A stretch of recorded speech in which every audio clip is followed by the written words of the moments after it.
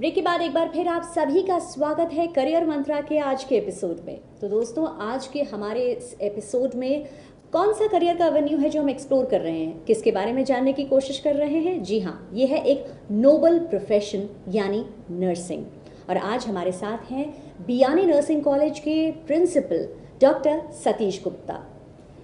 तो डॉक्टर सतीश गुप्ता, आपने ब्रेक में जाने से पहले हमें बताया कि नर्सिंग के स्कोप कहाँ तक हैं, और ये आपने बहुत ही महत्वपूर्ण जानकारी दी कि नर्सिंग का जो स्कोप है वो सिर्फ हॉस्पिटल्स तक सीमित ना होकर बल्कि बहुत वाइडर है इसका स्कोप। आप बहुत सारी फील्ड्स ऑप्ट कर सकते हैं जी।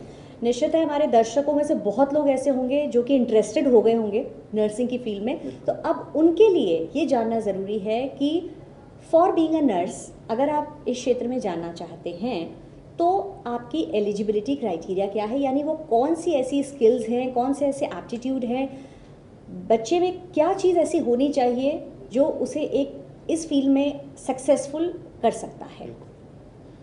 सही प्रश्न किया मैम आपने।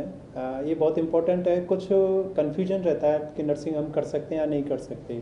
कुछ बच्चे आर्ट्स बैकग्राउंड से होते हैं, इनकी परसेंटेज भी कम होती है, लेकिन नर्सिंग ऐसा फील्ड है जो आर्ट्स वाले भी कर सकते हैं और साइंस वाले भी कर सकते हैं। तो मैंने पहले आपको बताया था, इसमें 2 कोर्सेज होते हैं, एक डिप्लोमा कोर्स होता है, एक डिग्री कोर्स होता है। जो डिप्लोमा कोर्स है वो आर्ट्स वाले बैकग्राउंड के कर सकते हैं और मिनिमम इसमें क्राइटेरिया तो 45% वाले बच्चे भी कर सकते हैं जी। और कुछ कैटेगरी हैं जैसे ST, SC, OBC के, उनमें कुछ 5% का रिलैक्सेशन भी है, तो वो लोग भी कर सकते हैं जी। BSc नर्सिंग एक डिग्री कोर्स है, इसको सिर्फ साइंस और बायोलॉजी वाले ही कर सकते हैं जी। इसके लिए भी 45% मिनिमम होना चाहिए और कुछ रिलैक्सेशन है कुछ कैटेगरीज के लिए SC, ST, OBC, तो 5% रिलैक्सेशन भी उनको मिल जाता है। लेकिन दोनों को करने के लिए 10+2 पास आउट होना बहुत ज़रूरी है। एक इम्पॉर्टेंट चीज़ ये रहती है कि हमारे पास बहुत सारी क्वेरी आती हैं, कुछ बच्चे 10+2 पास आउट जल्दी कर लेते हैं, लेकिन इसमें एक एज लिमिट बहुत ज़रूरी है जी। 17 ईयर्स कंप्लीट होनी चाहिए at of the time admission.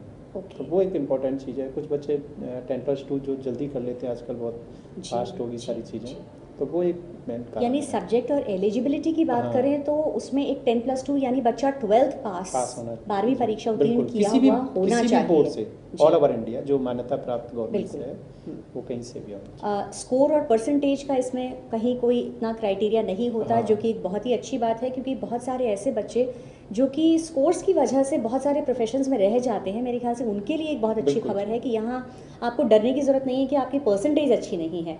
यदि आप में भावना है करने की, वो इम्पोर्टेंट है, सेवा भाव जिसे कह सकते हैं कि सेवा भाव यदि आप में है तो नर्सिंग आपके लिए बहुत अच्छा करियर है।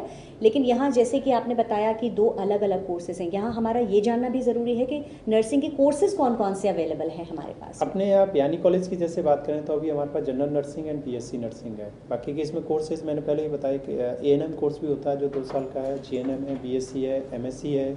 GNM के बाद डिग्री में कन्वर्ट करने के लिए पोस्ट बेसिक BSc नर्सिंग होता है जिसको 2 साल का कोर्स होता है, वो भी स्टूडेंट कर सकता है। आफ्टर दैट तो PhD और MPhil तो कर ही सकते हैं। एक चीज़ मैं और बता दूं मैम, सॉरी बिल्कुल एक चीज़ और बता दूं, कुछ बच्चे ऐसे बैकग्राउंड से होते हैं जिनकी फाइनेंशियली कंडीशन अच्छी नहीं होती जी।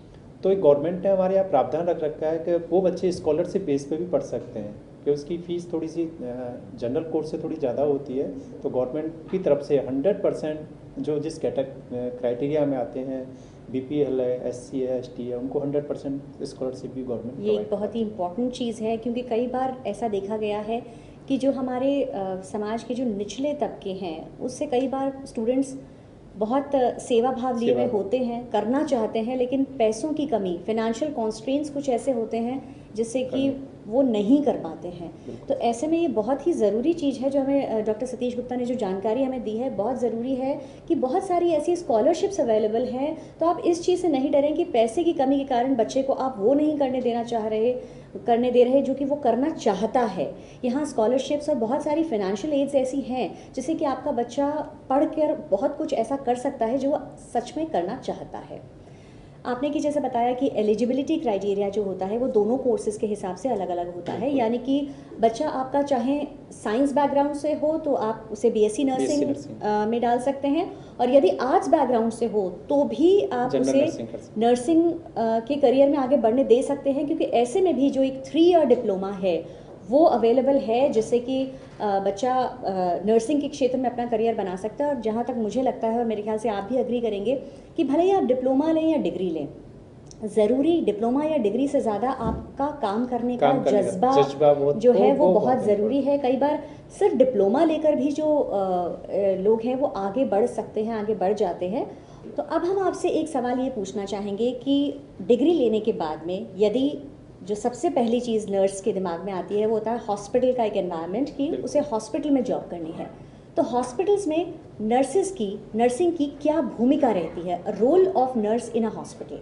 मैं आपको बता दूं मैम, जैसे ये कोर्स करते हैं, कोर्स के ड्यूरेशन में क्या होता है, जितने भी इंस्टीट्यूट हैं जी, उनके एफिलेटेड में हॉस्पिटल्स होते हैं, जी, क्योंकि विदाउट हॉस्पिटल गवर्नमेंट मान्यता इंस्टीट्यूट को नहीं देती जी, तो मिनिमम 100 बेडेड हॉस्पिटल उनके पास रहता है। तो कोर्स की ड्यूरेशन में ही जितने भी स्टूडेंट नर्स होते हैं वो 100% प्रैक्टिकली कॉम्पिटेंट हो जाते हैं कि एक पेशेंट को डायरेक्ट वो डील कर सकते हैं। जी, जैसे ही कंप्लीट होता है, चाहे वो प्राइवेट ऑर्गेनाइजेशन में जाए या गवर्नमेंट ऑर्गेनाइजेशन में जाए, तो इसकी कुछ स्टेजेस हैं। एक तो स्टाफ नर्स की होती है जो डायरेक्ट पेशेंट के टच में होती है, एक सुपरवाइजर होता है जो स्टाफ के ऊपर होता है, जी, आफ्टर दैट नर्सिंग सुपरिटेंडेंट होता है जो ऑल ओवर जितनी भी जैसे हॉस्पिटल्स है उसका जितनी भी नर्सेज चाहे 300 हो 400 हो, डिपेंड ऑफ हॉस्पिटल कंडीशन, तो उनके ऊपर रहेगा।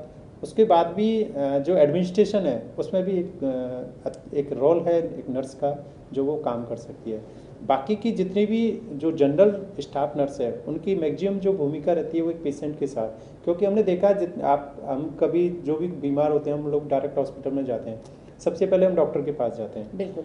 लेकिन डॉक्टर मात्र 5 या 10 मिनट ट्रीटमेंट करता है, प्रेस्क्रिप्शन लिखा, मेडिसिन दी, दैट्स इट। बिल्कुल। लेकिन आफ्टर दैट जितनी भी केयर है 24 आवर्स मैक्सिमम एक नर्स के साथ रहती है। खासकर उन पेशेंट्स की बात करें जो हॉस्पिटल में एडमिट होते हैं बिल्कुल। डॉक्टर तो राउंड पर आकर बस उनका रोल उनकी जगह इम्पोर्टेंट है, लेकिन जो पूरी आपकी एक केयर और आपका जो मॉरल सपोर्ट है, आपको जो उस वक्त बीमार को जो चीज़ें चाहिए होती हैं वो निश्चित नर्सेज ही प्रोवाइड करते हैं। बिल्कुल। ये हम दूसरे शब्दों में हम कह सकते हैं कि उसकी जो जिंदगी है वो एक नर्स के हाथ में ही है। बिल्कुल। अगर टाइम से मेडिसिन देना है, टाइम से बचाना है, अगर कुछ इमीडिएट कोई इमरजेंसी आती है तो एक नर्स के हाथ में रहता है कि उसको इमीडिएट उसका ट्रीटमेंट कर दे। बिल्कुल बिल्कुल बिल्कुल, ये बहुत इंपॉर्टेंट है। और आजकल देखा फर्स्ट एड की ट्रेनिंग भी है, जैसे किसी को बस में जा रहा है, एक नर्स चल रही है, उस समय भी एक नर्स अच्छी भूमिका निभा सकती है जी। तो स्कोप तो बहुत है। मैं चाह रहा हूँ इससे बढ़िया प्रोफेशन कोई नहीं है, क्योंकि एक नर्सिंग हम देखते हैं तो एक नोबल प्रोफेशन के रूप में जाना गया है। जी बिल्कुल, ये एक नोबल प्रोफेशन है। इसलिए सबसे पहले एलिजिबिलिटी की बात करें तो आपके पास डिग्री या डिप्लोमा जो भी हो, एक चीज़ ज़रूर होनी चाहिए, वो है सेवा भाव। ये होना बहुत ज़्यादा ज़रूरी है। लेकिन प्रैक्टिकल वर्ल्ड में जब हम आते हैं तो डिग्री, डिप्लोमा, मार्क्स, सब चीज़ें बहुत ही ज़रूरी हो जाती हैं। तो एक और चीज़ जो यहाँ आती है, जो जानना हमारे लिए ज़रूरी है, वो ये है कि कोर्स का सिलेक्शन, इंस्टीट्यूट का सिलेक्शन किस हिसाब से किया जाए? कोर्स का सिलेक्शन तो 10+2 पे डिपेंड हो जाएगा, क्योंकि उससे जीएनएम करना है, बीएससी करना है। और इंस्टीट्यूट का सिलेक्शन बहुत इंपॉर्टेंट है। मैं बताना चाहूँगा जितने भी स्टूडेंट हैं अगर नर्सिंग फील्ड में जाना चाहते हैं तो सबसे पहले इंस्टीट्यूट को बारे में जानें कि उनके पास हॉस्पिटल यानी कि क्लिनिकल फील्ड के लिए उनके पास स्पेस है या नहीं है, उनका अच्छा हॉस्पिटल अटैच में है या नहीं है, और जिस इंस्टीट्यूट में जा रहे हैं वहाँ की जो फैकल्टी है, वो टीचिंग फैकल्टी, वो बहुत इंपॉर्टेंट रोल करती है। अगर वो वहाँ कंप्लीट होनी चाहिए, इंस्टीट्यूट का एनवायरनमेंट बहुत अच्छा होना चाहिए, और इंस्टीट्यूट के अंदर जितनी भी लैब प्रैक्टिकल्स होते हैं वो बहुत ज़रूरी है, क्योंकि जितनी भी प्रैक्टिकल्स हम फर्स्ट टाइम डमी पर प्रैक्टिकल करते हैं, उसके बाद हम डायरेक्ट पेशेंट से टच आते हैं जी। तो अच्छा इंस्टीट्यूट हो, और कुछ इंपॉर्टेंट चीज़ें गवर्नमेंट ने उनको मान्यता देती है, कुछ इंस्टीट्यूट हैं जहाँ बिना मान्यता के भी चलते हैं। लेकिन मेरा कहना है, सुझाव भी है कि जो भी इंस्टीट्यूट का अगर चयन करें तो इंडियन नर्सिंग काउंसिल जो पूरी इस नर्सिंग को हैंडल करती है, सेंट्रल बॉडी है, मान्यता देती है, वो इंडियन नर्सिंग काउंसिल है, जिसको हम आईएनसी कहते हैं। स्टेट की अगर हम बात करें तो राजस्थान नर्सिंग काउंसिल है, और जो यूनिवर्सिटी है Rajasthan university of health sciences, इन सब से मान्यता प्राप्त होना चाहिए इंस्टीट्यूट जी। कहीं एक क्रेडिबिलिटी क्राइटेरिया मेरे ख्याल से बहुत ज़्यादा ज़रूरी होता है, स्टैंडर्ड सेट जी बिल्कुल सही। और इसमें एक एंट्रेंस एग्ज़ाम भी होता है, तो वो एंट्रेंस एग्ज़ाम के थ्रू भी आप गवर्नमेंट के थ्रू भी आप यहाँ चूज किए जा सकते हो अच्छे इंस्टीट्यूट के लिए जी। जैसे हम बात करें गवर्नमेंट सेक्टर की, जैसे एसएमएस हॉस्पिटल है, उसमें तो कोई फीस ही नहीं लगती। अगर एंट्रेंस में कोई रैंक बनती है तो वो डायरेक्ट उसमें एडमिशन हो जाता है जी। डॉक्टर सतीश गुप्ता, आज आपने जो भी बातें हमें बताई हैं नर्सिंग करियर के बारे में, वो बातें कुछ ऐसी हैं कि वाकई मुझे ऐसा लग रहा है कि जैसे मेरी आंखें खुल गई हों। तो निश्चित है कि दर्शकों को तो ज़रूर इस एपिसोड से बहुत कुछ नया जानने को मिला होगा, और बहुत सारे हमारे जो बच्चे हैं जो कि 11th या 12th में हैं, 15, 16, 17 साल की एज में हैं और अपने करियर के ऑप्शंस ढूंढ रहे हैं, उनमें से बहुतों का दिमाग ये बना होगा कि नर्सिंग भी एक करियर है, इसे भी सोचा जा सकता है। डॉक्टर सतीश गुप्ता, आपका बहुत बहुत धन्यवाद। आपने अपना बहुमूल्य, आपने अपना कीमती वक्त निकाल कर हमें जो यहाँ दिया है, और उसके साथ साथ जो आपने हमें नॉलेज, जो जानकारी, जो इन्फॉर्मेशन दी है, वो बहुत ज़्यादा ज़रूरी है। इसके लिए हम बहुत बहुत धन्यवाद एक बार फिर करना चाहेंगे आपका। तो दर्शकों, करियर मंत्रा के आज के इस एपिसोड में हमने जाना एक और रेयरली नोन करियर ऑप्शन के बारे में, यानी नर्सिंग के क्षेत्र में किस तरह से आप करियर बना सकते हैं। तो हम उम्मीद करते हैं कि आपको आज का हमारा ये एपिसोड ज़रूर पसंद आया होगा। हमें आपके फीडबैक का लगातार इंतजार रहेगा। हमें अच्छा लगेगा यदि आप हमें बताएंगे कि आप और कौन कौन से ऐसे ऑप्शंस हैं जो कि करियर मंत्रा में सुनना चाहेंगे, देखना चाहेंगे, जिसके बारे में आप जानना चाहेंगे। तो दर्शकों, आज के एपिसोड में बस इतना ही। अगले वीक हम फिर होंगे हाजिर एक नए एपिसोड, एक नए करियर ऑप्शन के साथ। तब तक के लिए नमस्कार।